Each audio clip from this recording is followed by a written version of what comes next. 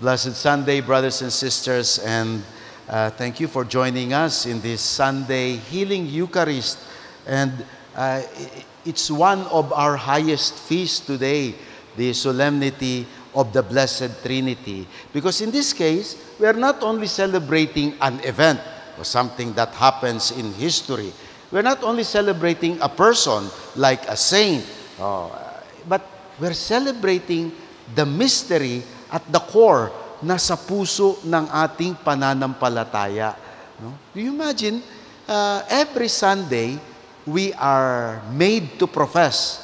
We are asked to declare the faith. And so, the profession of faith, remember, I believe in God, the Father Almighty, Creator of heaven and earth. I believe in the Son, Jesus Christ, the Son of God. And I believe in the Holy Spirit.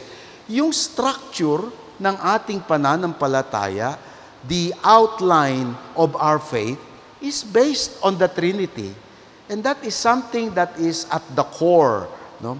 Marami tayong pinaniniwalaan, marami tayong mga tuntunin, the Ten Commandments, don't do this or do that. But at the core of our faith is the Blessed Trinity. We cannot be Christian, we cannot be Catholic without our faith that God is one, but three persons. The Father, the Son, and the Holy Spirit. And that's where we celebrate and also reminded. But what does this mean to us? No, number one, it is the truth that no human being has discovered for us. Sabi nga ni G.K. Chesterton, yung mystery of the Trinity is one proof that our faith is not of man. Na yung ating simbahan, hindi inimbento ng tao. It is not something that is written by a very good author or a scientist that's discovered through the telescope or through the microscope. Why? Because hindi maunawaan ng tao. It's something that cannot be explained in human terms because it is not made by man. Kung gawa ng tao, may papaliwanag mo kung bakit ganun. No? Pwede mong gawa ng textbook. But if it is the mystery of God, then only God can fully understand. For us, we will just have to believe. It is true sa ating pananampalataya, may mga bagay na sana maunawaan muna natin, saka natin paniniwalaan.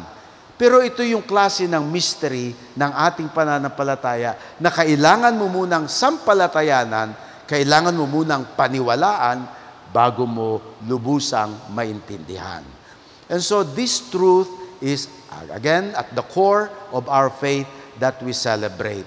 And yet, even though it is beyond our human brain comprehension, it is also something that is very common to us.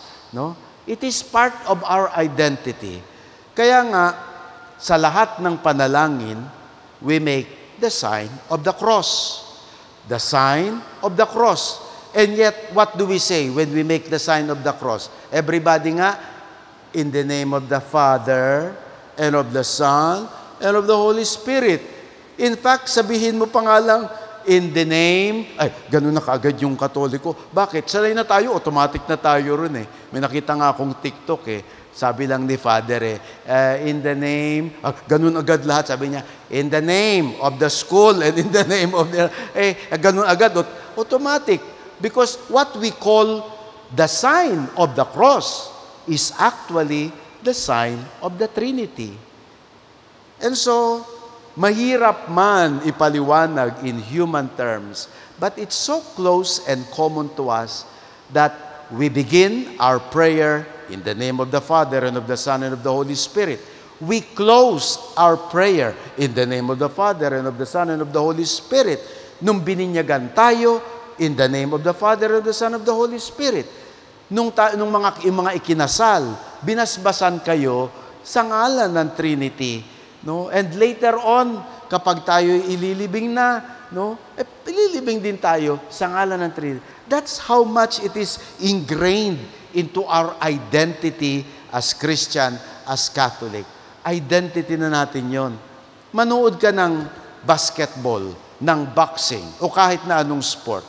Kapag yung atleta, dahil hindi siya naninigurado, gusto niyang manalo, mag-sign of the cross, ay, Katoliko. Yung tennis player, pag nag-sign of the cross, Katoliko, identified ka agad. And so mga kapatid kong Kristiyano, Katoliko, yun ang isang paalala ko palagi. When we make the sign of the cross, number 1, do it reverently, clearly, no? Na laki-lakihan naman natin ng konti. Huwag naman yung konti na lang, no? Kung yung lamesa hanggang dito na lang, in the name of the Father, Son, Holy Spirit, sabi ng obispo, no? Kasi yun lang ang nakikita.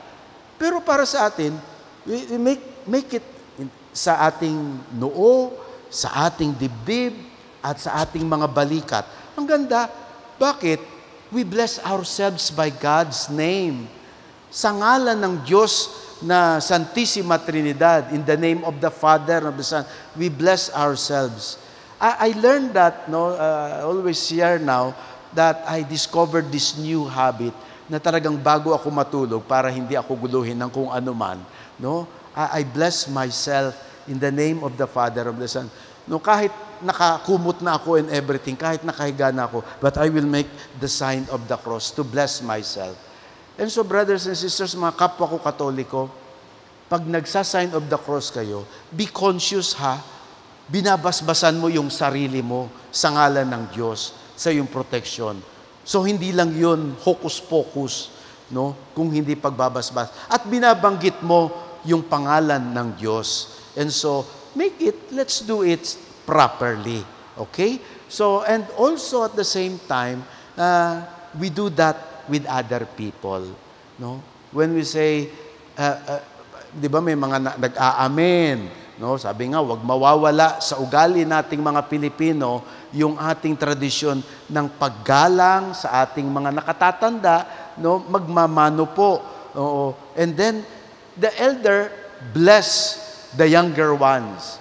Ang magulang, i-bless ang kanyang mga anak. No? Ang guro, i-bless ang kanyang mga mag-aaral. Ang pari, i-bless ang kanyang mga parokyano. And we bless each other by the name of God. Sino pa ba namang ibang mag-bless sa atin kung hindi ang Diyos? And so, that's part of our identity. Santissimo Trinidad, the Blessed Trinity, that's who we are as well. That's who God is, but that is also who we are. No? But finally, siguro, the mystery of the Blessed Trinity teaches us how to live. We have to live the mystery of the Trinity. Because in the Trinity, you see the perfect love in a relationship. Kung may nanay, tatay, at anak, relationship din naman yun. Pero we know, as human beings, hindi naman tayo perfecto, no? We say we love each other, pero maya-maya magsisigawan na yan, no? Sa bahay, sigawan, no? Kaya nga, maganda, sabi nga nung isang pari, our number 1 rule at home, walang sisigaw. Bakit? Dahil kapag may sumisigaw, ibig sabihin, may hindi nakikinig. Tama nga naman si Father. Oo. And so, kailangan ay yung pagmamahalan and perfect relationship within the home. And we see that model in the Blessed Trinity. Iba-iba yung kanilang personality, but common identity. And wala namang nagkukumpit sa kanilang tatlo. No? Yung tatlo walang nag-uunahan. Sabi nga isang author, they don't try to outshine one another. Pwede ba yun itong ating choir, no? Yung chorus, pwede bang mag-outshine yung soprano kaysa sa tenor at yung baho? Hindi pwede, dapat harmony, di ba? Oo. Ganun din sa ating mga, kapag yung ministry sa simbahan ay gagawin lamang natin para ma-outshine natin ang bawat isa, ay hindi tayo natutulad sa modelo ng Blessed Trinity. Because in the Blessed Trinity, there is that harmony ng pagre-respeto sa bawat isa, pagmamahal sa bawat isa. And so, as a community of believers, as a community of faith, the Trinity is a model for us of communion, ika nga, ng pagkakaisa. Bagamat iba-iba, the diversity of person, but the unity of identity. Nawa sa ating pagdiriwang ngayon of the solemnity of the Most Holy Trinity, we celebrate the truth at the core of our faith. We celebrate our identity as Christians, as Catholic, and we also celebrate the life that we are supposed to live as a community of diversity, but still united in our identity and faith in the one God of three persons. Amen.